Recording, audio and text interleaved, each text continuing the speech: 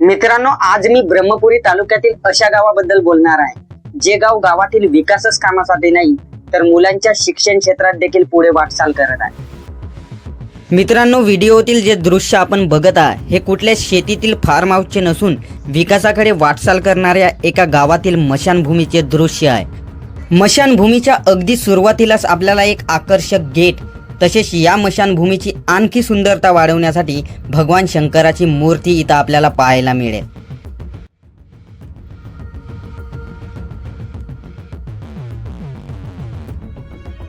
मित्रांनो, या ठिकाणी पिण्याच्या पाण्याची व्यवस्था देखील आपल्याला पाहायला मिळेल आणि एक नाही दोन नाही तर मित्रांनो तब्बल 3 नळांची व्यवस्था इथे आपल्याला पाहायला मिळेल।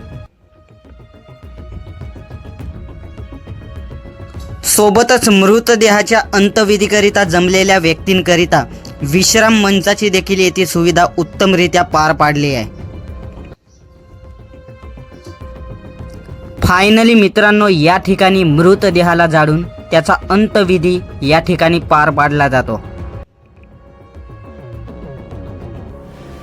मित्रांनो, आपण जी आकर्षक मशानभूमी बघितली आहे ही ब्रह्मपुरी तालुक्यातील जुगनाळा या गावातील आहे।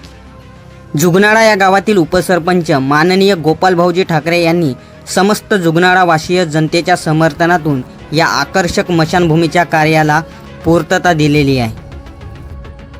मित्रांनो, जुगनाळा गावातील मशानभूमी तुम्हाला नक्की कशी वाटली कमेंट सेक्शन मध्ये नक्कीच सांगा। व्हिडिओ आवडल्यास लाईक करा, चॅनलला सबस्क्राईब करा।